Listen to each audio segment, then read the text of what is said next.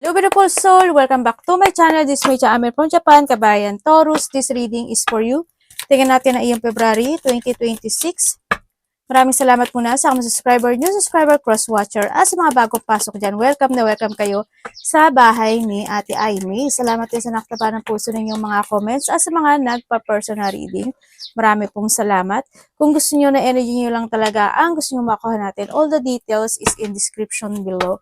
Pakicheck na lang po. General reading tayo, Taurus. Kunin mo lang ang sa'yo at itapon ang hindi naman sa iyo. Maring vice versa. Energy mo, energy ng person mo, energy ng malapit sa puso mo, nangyayari or mangyayari pala. Use your own intuition. Lawakan nyo ang inyong isipan. Ano man ang gender mo, ano man ang edad mo. Wala sa baraha ang kapalaran ng tao ha. Lagi nyo tatandaan yan. Kayo pa rin ang makapagpapabago nito. Gawin yung guide yung mga warning na pwedeng lumabas sa baraha para magkaroon din kayo ng idea kung ano mga bagay o sitwasyon na need to aware or change of decision or maiwasan. Pero kung gusto mo talaga na positive reading lang, hindi itong channel na ito para sa'yo. May mga misunderstanding na magaganap o mangyayari this February. Kumbaga, maaring yung sitwasyon na to is palagi nangyayari, no? Nakakaayos, mangyayari uli, nakakaayos, mangyayari uli.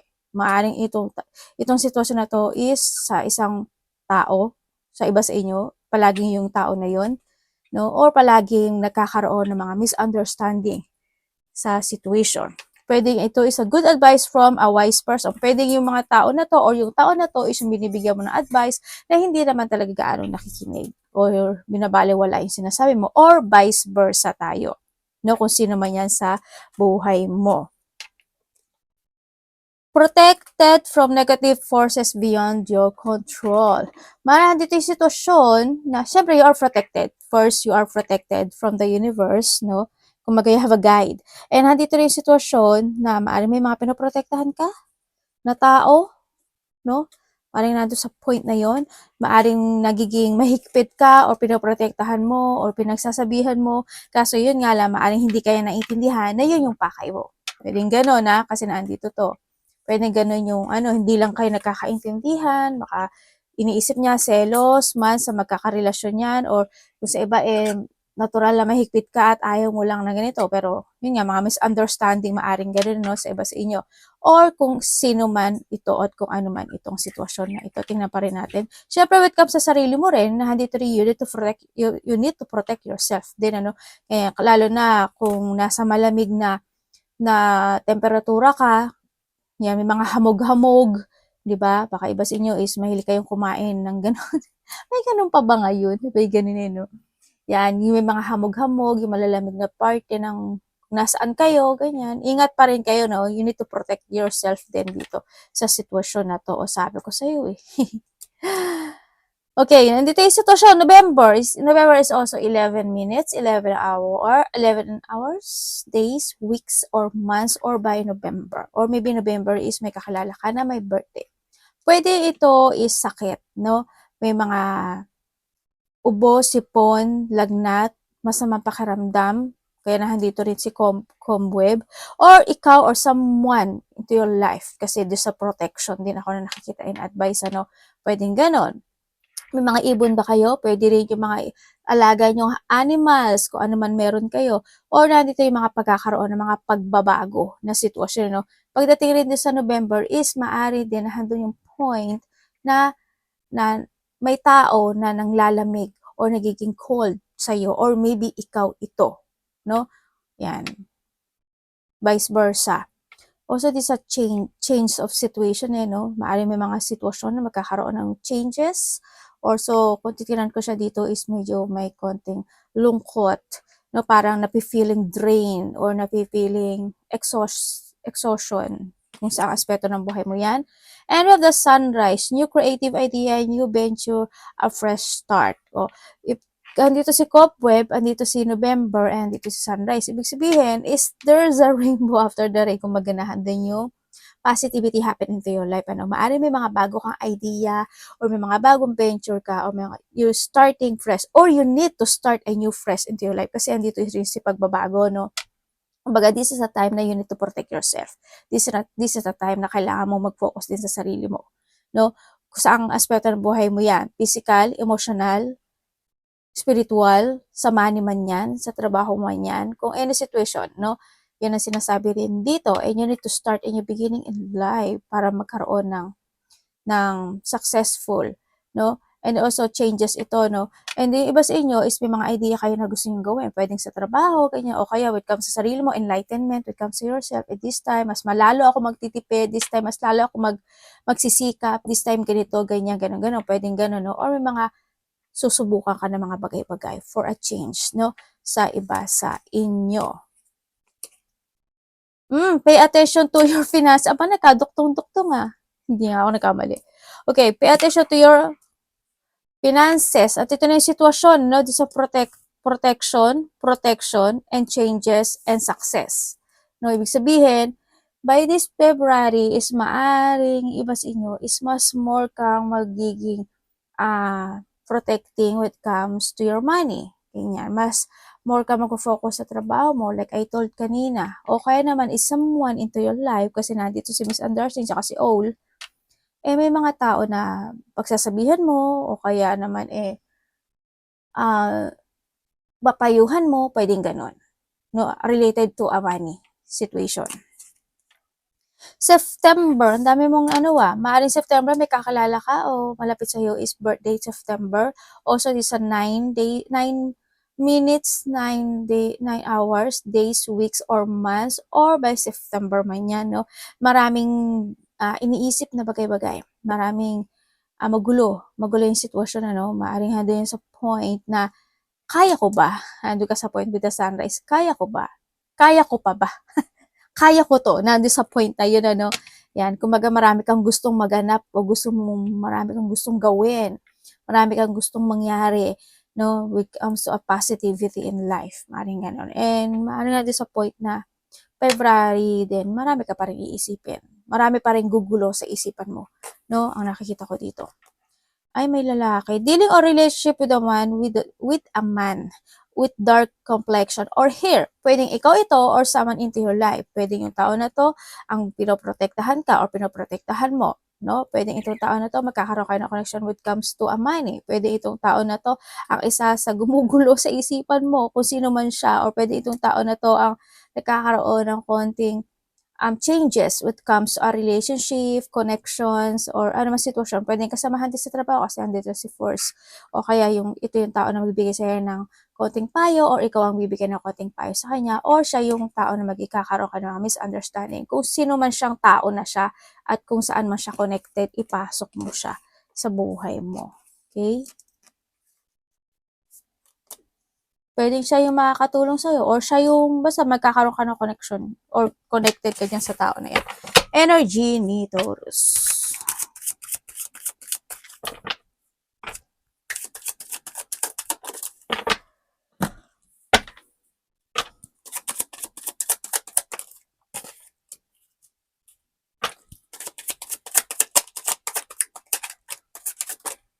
Oops.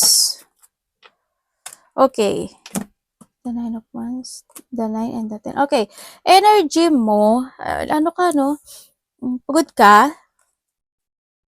Iba dito, stand ka sa point na, alam mo yung kahit na napapagod ka na, nahihirapan ka, masakit yung mga buto-buto mo, masakit yung kalamnan mo, may mga nananakit na sa'yo.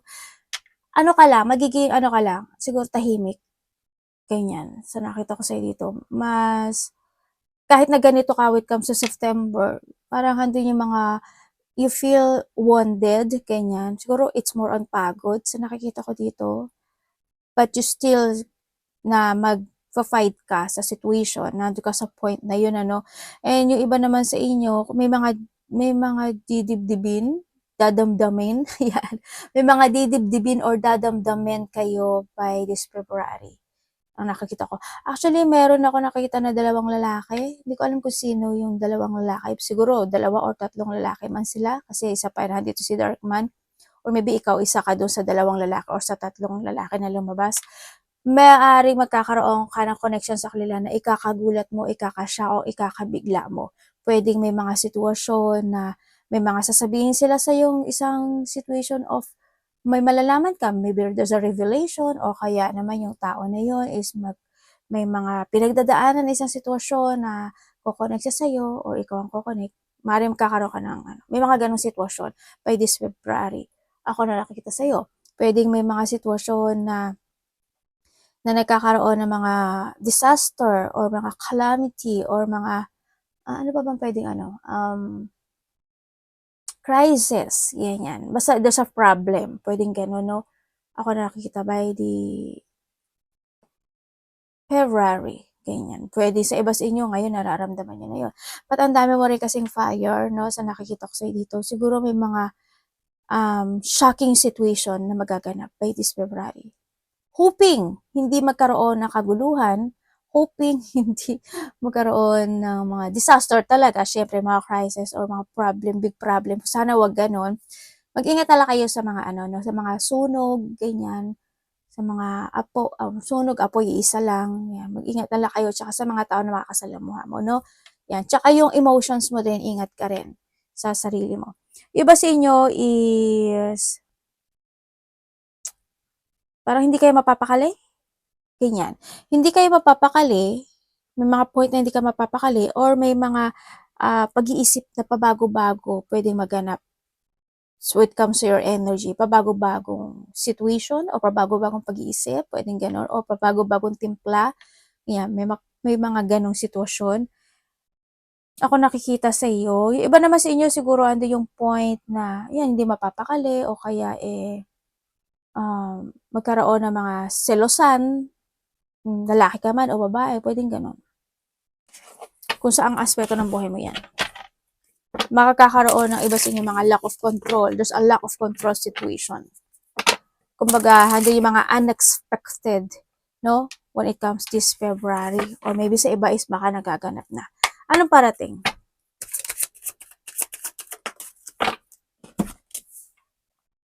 The Wheel of Fortune.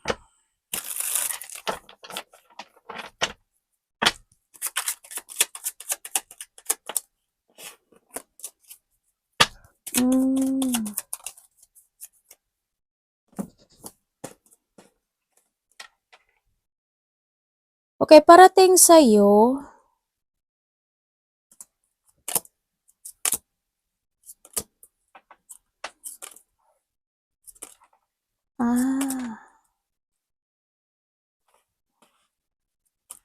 Ay, naku po, naloka na. Naloka ako dun Okay, parating sa'yo. Parating sa'yo. Yung iba sa inyo magiging busy daw kayo. Either magiging busy ka sa mga pag-iisip, pwedeng ganun, or may mga sitwasyon ka na may mga multiple tasks, may multiple priorities ka na gagawin, or maybe you are become busy, no, sa mga sitwasyon na gusto mong isaayos sa buhay, no. Pwedeng sa sarili mo or sa paligid mo, nandun ka sa point na yon. Ang parating din sa'yo is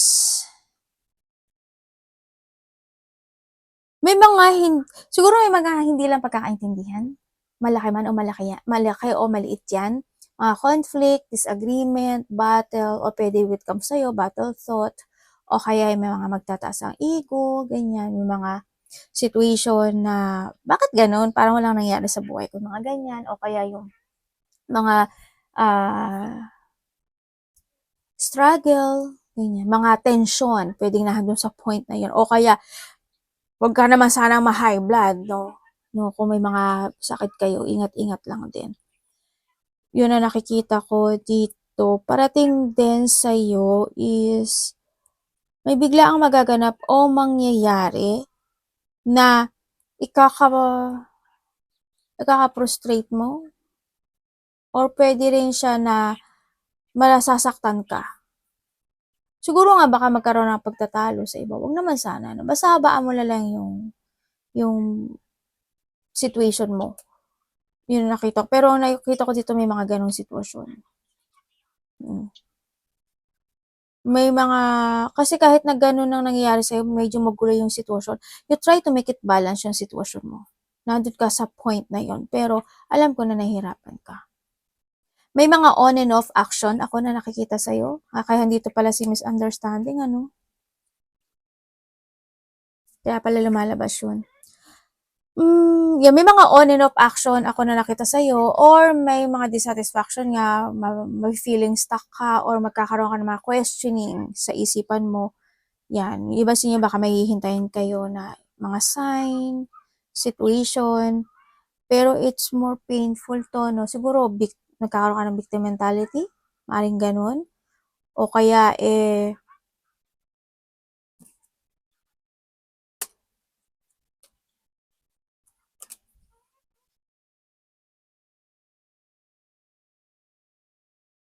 may, may pagtatapos. May parating sa'yo. Someone need to heal. Ikaw or someone into your life, parang may may kailangang ayusin. Yun ang nakikita ko dito. May sa February din na nakita ko may aayusin ka ata na medyo may either there's a gusot situation, pwedeng may mga papers and documents, ganyan. Maaaring may mga ganon, o kaya naman may mga pipirmahan ka, ipapasa mo, maaaring ganon, aasikasuhin mo, aayusin mo, pwedeng ganon, babaguhin mo, kung saan mang papers and documents na yung sitwasyon ngayon sa nakikita ko sa iyo dito. Pwede magkakaroon ka ng mga problema o kung ano man yan, ano.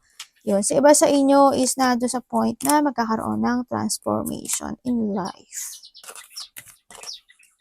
Alam mo, meron na ako nakikita dito na tao na there's a offering, no? Maaring this week merong kokonek sa'yo or a first week of February, pwedeng ganun. May kokonek sa'yo na isang lalaki. Pwede kasi ito is, this is a news, text message, or communication. Sa lalaki man siya or babae. Basta meron kang malalaman, either katotohanan ito, or either a news, or may sasabihin siya sa'yo, ganyan.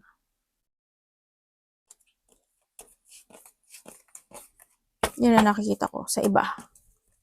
Iba sa inyo, yan, may mga bagong opportunity daw na darating sa. Ibig sabihin is, may isa hanggang dalawang opportunity na ibibigay sa'yo by this February.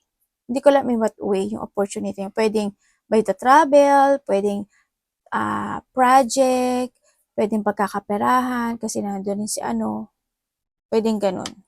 Or pwede, this is your idea na gusto mo i-pursue. Gawin mo siya kasi maganda siya. Dapat iwasan.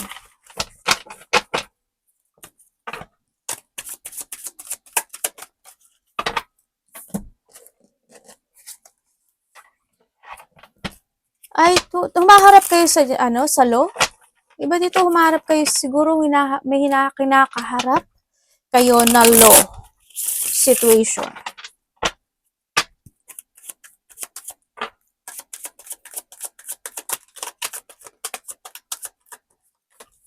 Dapat iwasan.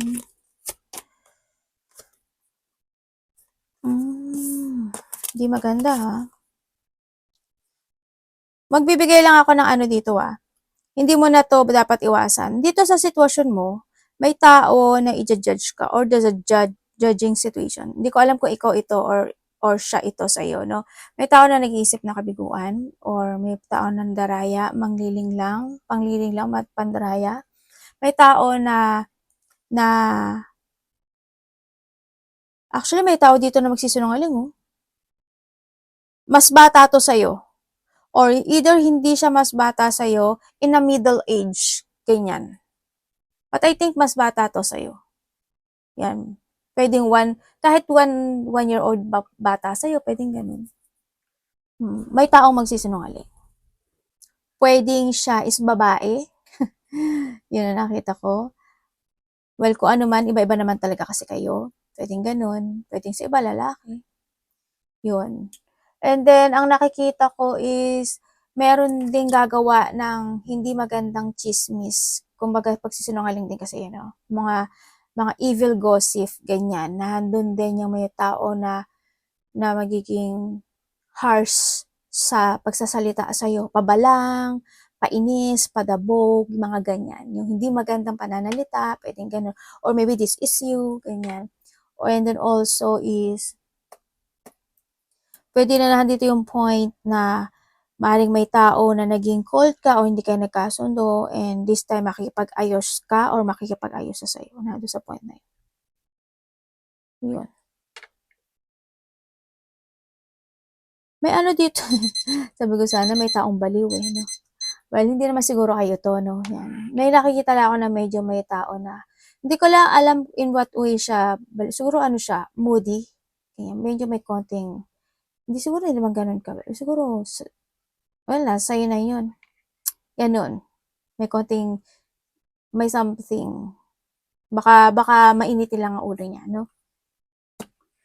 Yan, may manipulative. Okay, sa iwasan na tayo. Iwasan mo. Siguro iwasan mo is not to fool yourself in a situation na kung kinakailangan pang maayos o isaayos, gawin. O i-recover, gawin mo. No? Ang sinasabi dito. Kahit sa aspeto ng buhay mo yan. Kahit mga gamit man yan, o kahit mga relationship man yan, o yung mga gusot na hindi mo na sa ayos in the past, pwedeng ayusin mo kung kinakailangan pa. Ganyan. Wag ka lang wag mo hayaan na mahang yung situation na yun. Ganyan. Iwasan mo rin, syempre overthinking kasi nakita ko parang ang dami mo rin iniisip this time. Mapanghinaan ka ng loob, syempre yung mag-isip ka ng kabiguan, ganyan, and bahala na situation, iwasan mo rin yun. Yung hindi ka ma-focus sa mga pangarap mo sa buhay, tsaka yung yung mapanghinaan ka ng loob, yan. Kasi hindi rin maganda na sa taas mo mga card. No? Basta focus ka lang, focus lang. No? Yan. Basta magtiwala ka lang sa sarili mo and ibalik mo yung dati mong sigla at yung dati mong ikaw dito sa sitwasyon. Alam mo, may nakikita ako sa iyo, Taurus. Hindi ko alam if this is you. Siguro pass na to or hoping hindi mangyari sa iba. May nakikita ako na ospital. Doktor, check-up, or rehabilitation. May ganun ako nakikita. Love, kapatid, anak, magulang, karelasyon, kaibigan, tsaka energy reading tayo, baka hindi nyo naman energy. O baka kinakailangan ha. Magpa-check up kayo. Love, pwedeng family to ha.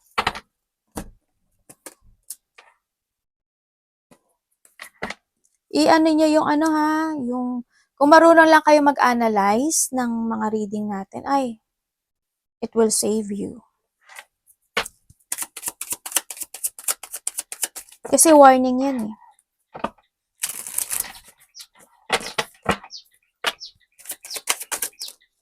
Love.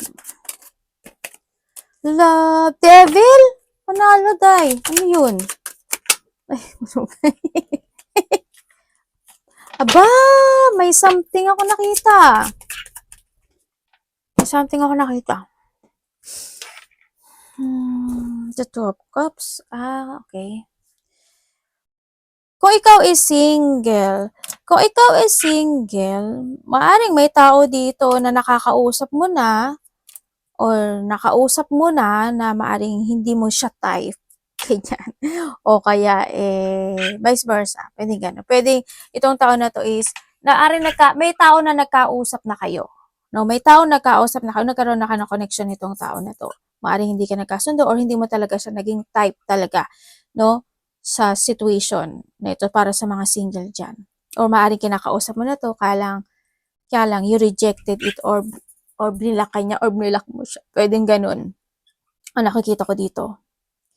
Pwede rin ito is by the internet or pwedeng magkaiba kayo or LDR, magkaiba kayo ng lugar nitong tao na to, no? Pero nakita ko muli itong babalik or muli-uli kayo magkakaroon ng connection nitong tao na to. May tao na nakaraan na muling magbabalik. Pwedeng kaibigan mo to, pwedeng dating karelasyon mo, ganyan. Basta nagkaroon kayo ng connection nitong tao na to. Sa mga nagkahiwalay naman, oo, kasi ito mo naman devil na devil, di ba? Oh. Three of Swords, ang laki. Dahil. Kasi alam mo why? This situation kasi nagkaroon ng tukso. Kumbaga, isa kasi dito sa inyo is nagkaroon ng pang-aakit or nando yung point na siguro nagkaroon ng mga konting pag-uusap-usap, ganyan, nagkaroon ng unti-unting interest sa sitwasyon, sa nakikita ko dito. maari na hando yung point then na magkaiba ng sa iba sa inyo medyo may gap yung yung edad, no? Sa iba sa inyo. Yun ang nakikita ko. Masyadong naging sakim makasarili, masyadong nagsinungaling ditong relationship na ito.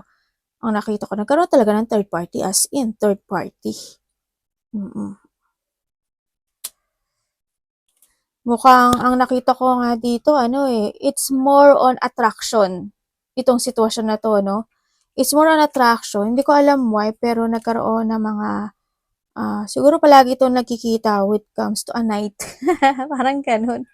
Or nagkaroon kayo ng meeting when it comes to a night. Pwedeng magkasama kayo or nakikita ko every night o kaya nakilala mo siya in a night. Pwedeng ganon. Or nakilala mo siya sa kasamaan mo sa trabaho. Pwedeng ganon. Ako nakikita dito, oo, may dalawang tao eh. Kawawa naman. OMG. Oo nga, no? Oh, devil and devil, no? Devil and devil! Ganun. Love ba talaga to? Sabi ganun eh, joke. Yon ang nakita ko. Nagkaroon kasi nagkaroon ng pang-aakit or naakit, natukso. Kumbaga, na doon sa point na yun, natukso yung situation na to. Actually, secret, naging secret eh. Siguro hanggang sa na-booking, yung nakita ko dito. Naging patient pa nga isang tao sa inyo eh. Pero wala, no choice, di ba? Nagkahiwalay na eh. Yun nakita ko dito. And then also, kung kayo naman is in relationship,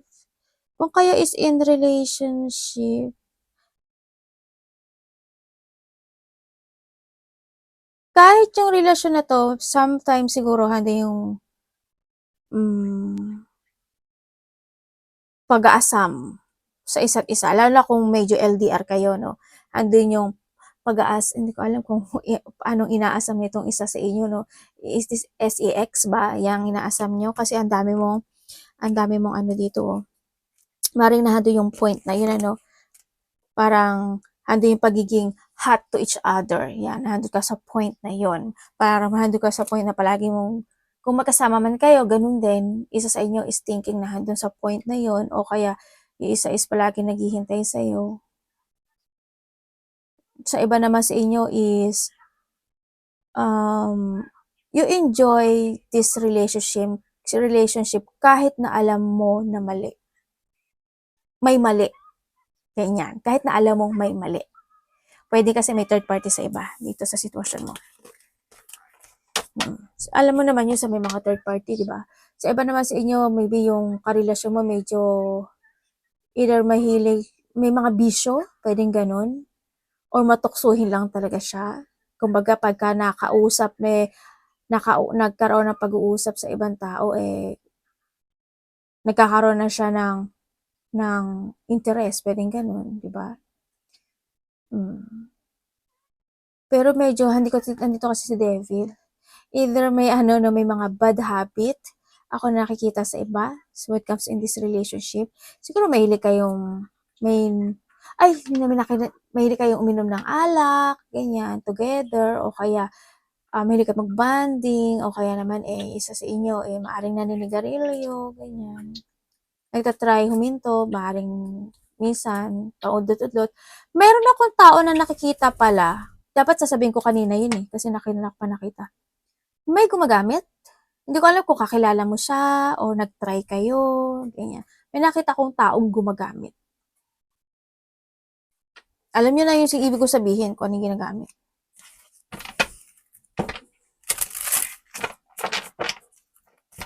Yung iba dito, pero i-enjoy nyo yung sarili nyo dito, no? Ang nakita ko dito.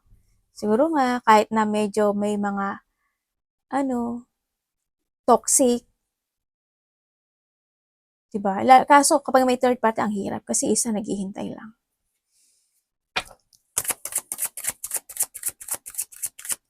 Money. Parang, kung ako yung relasyon nito, parang hindi ko kaya. Iiwanan kita. Joke. O, diba? Parang talaga si ate, no? Oy, may nag-i-spy. May ini-spy ka ba or someone spy? Ay, Ay, muntik pang mahulog ang baraha. Your money. Ingat kayo sa mga tukso ha, yung mga magkakarelasyon dyan. Okay, sa money mo, ang gulo niyan. May kalalay. Okay, sa ano ba yun? Money mo. Ang gulo na money mo. Ano nangyari?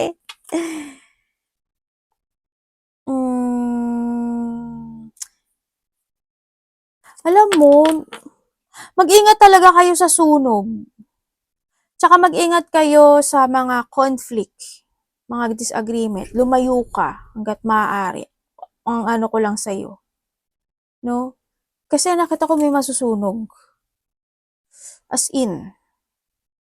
Or may sunog. Basta may sunog. Ako nakikita. Mag-ingat daw kayo.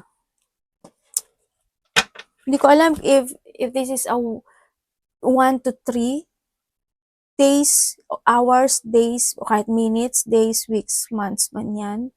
Mga ganun. Or maybe by March or by o February talaga or baka nangyari na sa iba. Huwag naman sana, syempre, di ba? Ingat talaga kayo sa sunog. Hanggat maaari, tingnan nyo yung mga gas nyo, okay ba, nasara nyo ba, kung nagsisindi ka ng kandila, napatay mo ba, kung nag-ano ka na naninigarilyo kayo, okay ba, o kaya yung mga kuryente nyo, tingnan nyo, baka mamaya umuusok na, mag-ingat talaga kayo. Sasabihin na naman sa akin sa mga comment, puro na lang ingat. Alam nyo ha, iaano ko sa inyo ha, it's your choice. Kung gusto nyo mag-ingat, mag-ingat kayo. Kung ayaw mo mag-ingat, it's your choice. Nasa sa inyo po yun ha. Hindi ko binabanggit yung pangalan niya dito. This is an energy reading. Sa money mo, medyo disorganized. Ako na nakikita sa'yo, no? May paghihintay rin. Ako na nakikita sa'yo. Nagkakaroon naman ng pagpaplano, but nandun yung point na nagiging disorganized. Ako nakita sa'yo. Kahit na nandun ka sa point na nagkakaroon ka ng protection or pagtitipid man yan or nagsisikap ka talaga pero magulo pa rin. Nakikita ko sa'yo. Ate, magsasucess pa. Hindi ko pa na nakikita na magsasucess siya sa ngayon. No, kasi may mga struggle. Ako nakita sa'yo may mga blockage. But, kung maninindigan ka talaga at magkakaroon ka ng mga protection talaga when it comes sa pagka-handle ng iyong pera, magiging good naman siya. But you need mo daw maging very careful and magplano ka. No, maging aware ka ang sinasabi dito. Huwag ka daw makampante kasi pwede may mga darating pa na maaaring pagkakagastusan pagdating sa pera. Iba sa inyo, maaaring nagkakaroon ng mga pag-uusap or may sinasabi kasi si card na territorial. Hindi ko alam in what way yung territorial na yun or kung meron ka mga pinapaayos, pinapagawa or something territorial involvement. Pwedeng isa yun sa nakakaano sa'yo, di ba? Hindi ko naman sinasabing sagabal. Isa yun sa nagiging plan mo this time, advice. Baka may mga pag-uusapan kayo about related to. Pwede yung mga pagtatalo. Ano naman sana pagtatalo eh, no? Advice.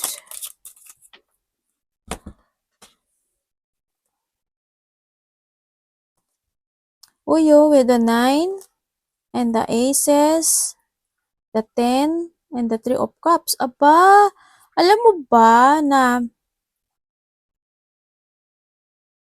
sa iba sa inyo is merong papasok na pera sa'yo? Sa iba sa inyo is may mga successful situation happen into your life. Yung iba naman sa inyo, within the 1, 2, or 3 days, weeks, months, or year, there's a victory and success happen into your life. As in, andun yung completion na magaganap sa buhay mo. Yun na nakita ko dito. May mga collaboration, ako nakita sa'yo. May mga collaboration, may mga gathering, may mga creativity or joy, or may mga successful happen into your life. Yun na nakikita ko sa'yo dito.